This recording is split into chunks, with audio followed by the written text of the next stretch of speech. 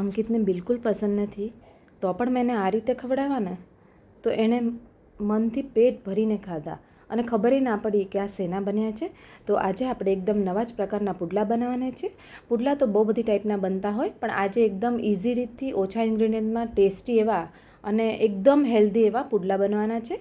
તો અંકિતને પુડલા નામથી જ નથી ભાવતા, પણ આ રીતે મેં બનાવ્યા ને તો એને ખબર ના પડી અને એને પ્રેમથી ખાધા. એટલે મને થયું કે આ રેસીપી હું તમારી સાથે પણ શેર કરું, કારણ કે જેટલી ટેસ્ટી દેખાય છે ને એટલી હેલ્ધી પણ છે. તો અહીંયા 1 કપ જેટલો આપણે બાજરાનો લોટ લીધેલો છે, એની સામે આપણે 2 ચમચી જેટલો ચણાનો લોટ એડ કરવાનો છે. એનાથી ટેસ્ટ તો સારો આવશે જ, પણ દેખાવે બહુ જ સરસ આવશે. કોઈને નહીં ખબર પડે કે આ બાજરીના લોટના પુડલા છે. તો હવે એની સામે આપણે અહીંયા અડધો કપ જેટલી મીડિયમ ખાટી છાશ લીધેલી છે. છાશ થોડી થોડી નાખતા જઈએ, આ રીતે એક ડાયરેક્શનમાં આપણે લોટ સાથે મિક્સ કરતા જઈએ, એટલે લમ્સ નહીં રહે અને એકદમ એકરસ જલ્દી થઈ જશે. તો આ રીતે અડધો કપ જેટલી છાશ આમાં મેં વાપરી લીધેલી છે 1 કપ સામે. અને એની સાથે આપણે અહીંયા પાણીનું કેટલું માપ જોશે હું તમને પરફેક્ટ કહી દઉં, એટલે તમારી પહેલી વારમાં પરફેક્ટ બનશે પુડલા અને ક્યારેય ભૂલ નહીં પડે. તો અહીંયા 1 કપ જેટલું પાણી લઈ લીધેલું છે, એમાંથી આપણે અડધો કપ જેટલું પાણી અંદર એડ કરશું. પછી આગળ જોઈશે તો એડ કરશું, બાકી અડધો કપ પાણી થઈ રહેશે.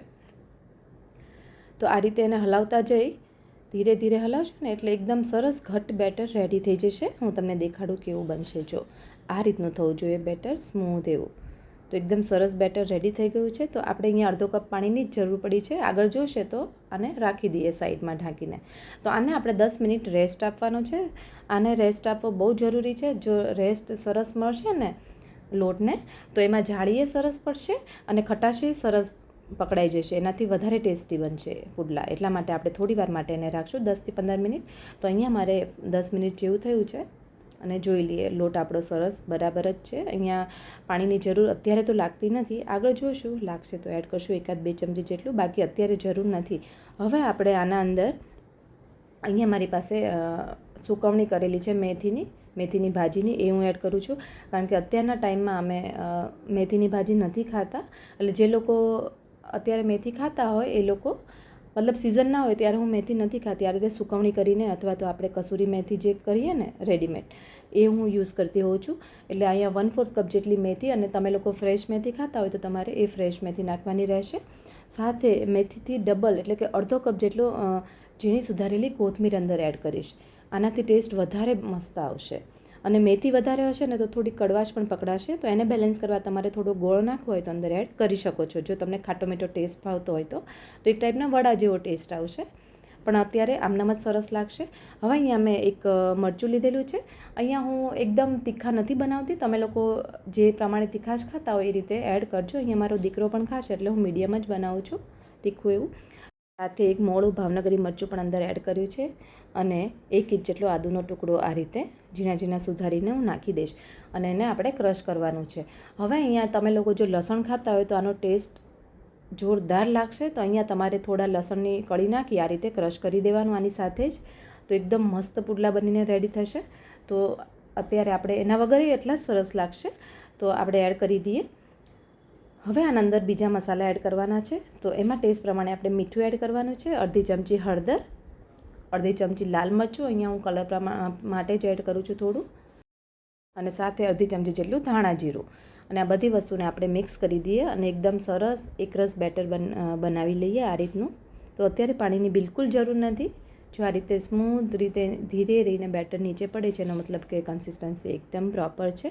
તો અહીંયા મેં એક તવો લઈ લીધેલો છે, એને ગરમ કરી આ રીતે પહેલાં પાણી નાખી થોડું ઠંડુ કરી દેવાનું, એટલે નીચે ચીપકશે નહીં બિલકુલ, અને એકદમ સરસ બનશે, આપણા ઢોસાની જેમ જ થશે. તો અહીંયા મેં નોનસ્ટિક તવાનો યુઝ કર્યો છે, તમે કોઈ પણ કરી શકો. અને 1 ચમચા જેટલું બેટર લઈ આ રીતે એને પાથરવાનું, બને એટલું પતલું કરવાની ટ્રાય કરવાની. અને આ જાડું હશે ને તોય ચાલશે, તમને પેનકેક જેવું થશે, બાજરાના લોટની પેનકેક થઈ જશે, એ પણ સરસ લાગે આ રીતે. તો થોડું જાડું હશે તો પણ ચાલશે, અને મીડિયમ ટુ લો તમે ફ્લેમ રાખવાની તમારે રહેશે. તો અહીંયા હું થોડા પતલા કરું છું અને ઉપરથી થોડા તલ પણ આ રીતે છાંટી દઉં છું. અને આને તમે ઘીમાં કે તેલમાં બેમાં કરી શકો, જેમાં કરવું એમાં. પણ આમાં જો 2 થી 3 ટીપા જેટલું જ તેલ જોશે, એકદમ ઓછા તેલમાં બનશે. અને જે લોકો ડાયટિંગ કરતા હોય ને એના માટે ખાસ આ ઉપયોગી છે. અને આનાથી તમારે બીપી, ડાયાબિટીસ બધું કંટ્રોલ થશે અને તમારું બોડી પણ મેન્ટેન થશે. તો જો તમે વીકમાં 2 વાર આ રીતે ખાશો ને તો તમારા માટે શરીર માટે બહુ સારું છે. તો એકવાર આ રેસીપી જરૂરથી ટ્રાય કરજો. પછી બીજી સાઈડ આપણે પલટાવી થોડું આપણે પાછું તેલ લગાવી દઈએ. તમે તેલની જગ્યાએ ઘીનો પણ યુઝ કરી શકો છો. અને ના લગાવો તો એકવાર લગાવો પછી આમનામ પણ સરસ જ થશે પુડલા. તો આનાથી આમ ખાશો ને 2 તોય એટલું પેટ ભરાઈ જશે ને કે તમે આમ પેટ ભરાઈ જશે પણ મન નહીં ભરાય ખાતા, એટલા બધા ટેસ્ટી બનશે. તો મીડિયમ ટુ લો ફ્લેમ પર કર્યા તો એકદમ સરસ દાજ પડી છે, જો લાઇટ બ્રાઉન જેવી આ રીતની થવી જોઈએ. તો એ પુડલો આપણા બનીને રેડી થઈ ગયા છે. અને હવે આપણે હજી એક પુડલો બનાવી લઈએ. તો આ રીતે ધીરે ધીરે તમારે બેટર પાથરી જેટલું સ્પ્રેડ થાય ને એટલું કરવાની ટ્રાય કરવાની. બાકી જાડું હશે તો પણ સરસ જ લાગશે. તો તમારે મીડિયમ ટુ લો ફ્લેમ પર જ આને શેકવાનું રહેશે, એ વાતનું ખાસ ધ્યાન રાખવું. અને આ રીતે કલર એ સરસ આવશે ને દેખાવાનો બહુ જ સરસ થશે.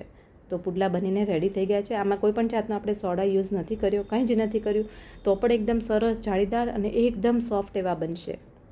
હું તમને દેખાડું કેવા બન્યા છે. જોઈને જ ખાવાની ઈચ્છા થઈ જાય એવા સરસ મજાના પુડલા બનીને રેડી થઈ ગયા છે. તો એકવાર જો તમે આ રીતના ટ્રાય ના કર્યા હોય ને બાજરીના લોટના, તો એકવાર જરૂરથી ટ્રાય કરજો. અને પાછળથી જુઓ કેટલી સરસ આમ જાળી પડી છે. આ ખાવામાં એકદમ સુપર ટેસ્ટી લાગશે. તો આજે ને આજે તમે બનાવજો, તમે લોકોને ખરેખર બહુ જ ભાવવાના છે. અને કંઈક નવું એમ. અને નાનાથી લે મોટા બધાને ભાવશે. કોઈને નહીં ભાવતો હોય ને બાજરીનો લોટ, એટલે મતલબ રોટલો કે એવું કંઈ પણ બાજરાના લોટનું, તો તમે આ રીતે આપશો ને તો એ હોંશે હોંશે ખાશે ને બીજી વાર બનાવડાવશે તમારી પાસે, એટલી મારી 100%ની ગેરંટી છે. તમને કયા લોટના પુડલા ભાવે છે કમેન્ટમાં જરૂરથી કહેજો. મને તો ચણાના લોટના, બાજરીના અને ઘઉંના ત્રણેય ભાવે છે. તો ચલો ફરી મળીએ એક નવી રેસીપી સાથે. Thank you.